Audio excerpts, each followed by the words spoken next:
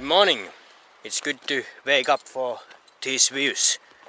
It's at the moment 8:30, so it's time to wake up and continue the adventure after some breakfast.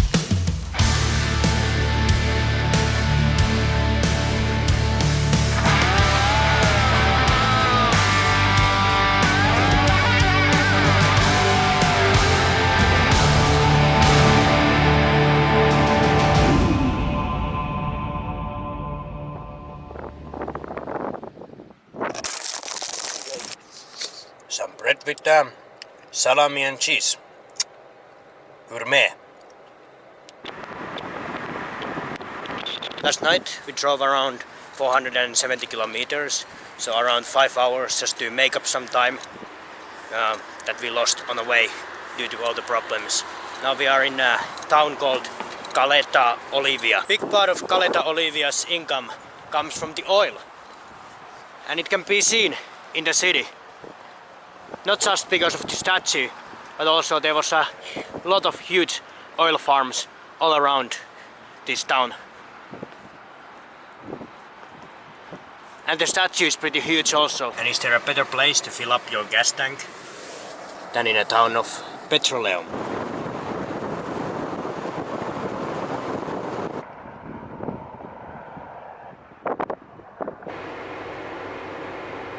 What would be more interesting than abandoned boats? Freaking cool. This is actually just next to the military zone, so I needed to ask from a permission from a soldier to come here, but he was okay with me watching the boats.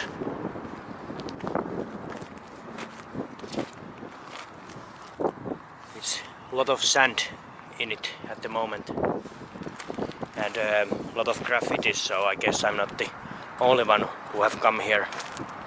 I can even walk in through all this sand.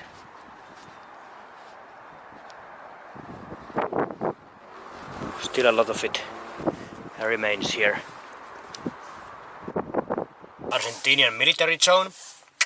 Check. Some kind of a priest path.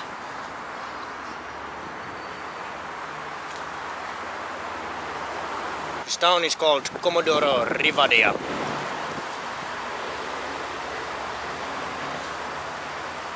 Enough of statues and abandoned boats. Let's see what's here. This one is named El Tiburon, shark. Maybe they have shark meat.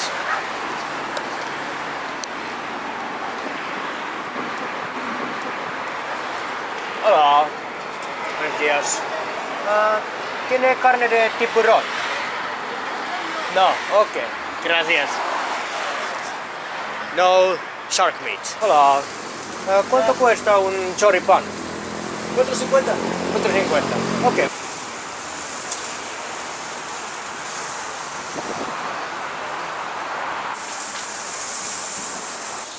Esa. Perfecto. Choripán is very typical food here in Argentina. It's basically chorizo sausage and bread, and some mayonnaise, some salad in it also sometimes.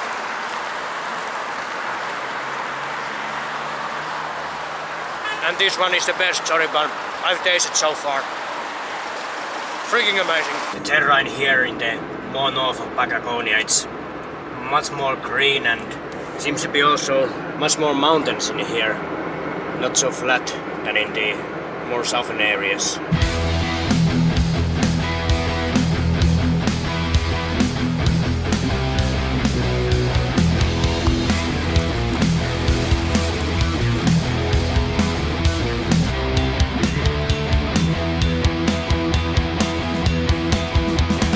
We arrived to the next place, the petrified forest. The forest where the trees have turned to stones. For some reason, I don't know, is it biological or geological reason? No idea. There seems to be some kind of cars here and even a tourist office, but it seems pretty quiet. Hola, bosque petrificado? Sí. Sí, ¿es abierto? Sí. Sí. ¿Vos solo? Sí, sí, solo. Bien. Hay un recorrido para hacer caminando de 2 kilómetros. Es 2 kilómetros. Sí. Ok, vale. ¿Es de ahí o...? Por ahí. Por ahí. Te está cobrando ingresos. ¿De dónde? Finlandia. Bien. Voy a necesitar que te registres acá. Vale.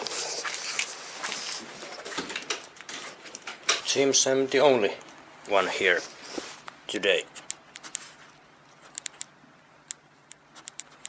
¿Cuánto? 1000. It took 1 hour in dirt roads to drive here, and I'm the only person who has been here today. So I would say this is pretty off the beaten path destination. Exactly like those what I like. And I got information sheet, so now I can tell you something about this place. So here you can see one of those trees which has turned into a stone. It's pretty windy here! I'm not geologist or biologist enough to read this in my own words or even understand the whole process, but I'm gonna just read here what I think is important. So almost 62 million years ago, this zone was all seabed, and there was some trees around here, and then there the sudden step changed form barrier at the same. The massive amount of sediment buried the trees, and once they were buried and provided of mineral substances with little destructive activity like bacteria or oxygen, the petrification process began. The tree, without losing its original structure, eliminated all its liquid components, which were later replaced by mineral substances that would then crystallize and petrify. Maybe someone wiser than me understood something of that. For me, the most important part was it that they used to be trees. Now, because of different processes, they are stones. Something I thought would be possible only in Harry Potter. It definitely feels more like a stone than a wood. This is one of the best places here in Patagonia, definitely. And if you're not interested in woods we have turned into stones, just come for the freaking views. Just look at this. All this used to be the bottom of the sea. Sounds like a rock.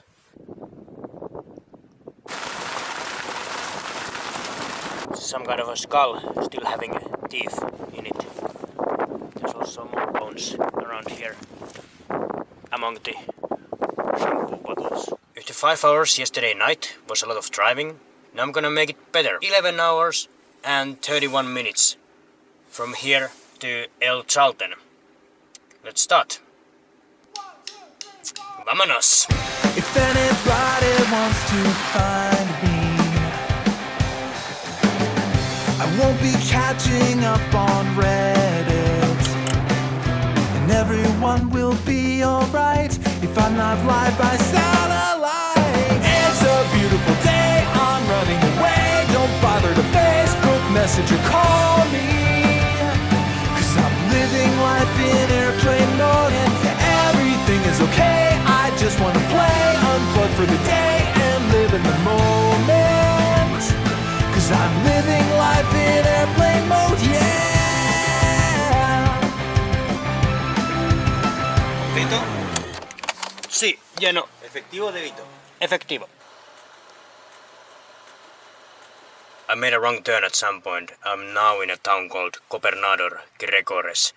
It added about 1.5 hours more to driving. What can you do? Let's open second one.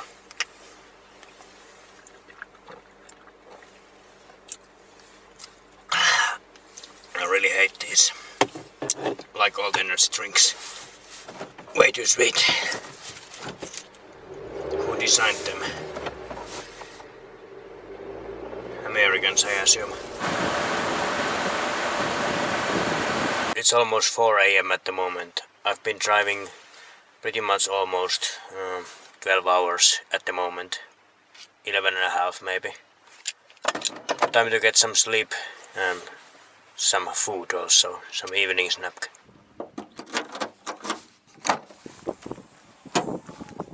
Welcome to my kitchen.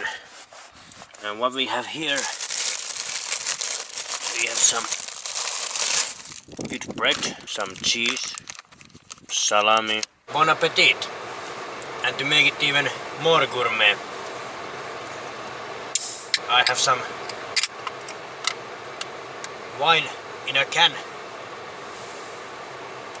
for this late night dinner. Not quite candlelight, but car light. Could be worse.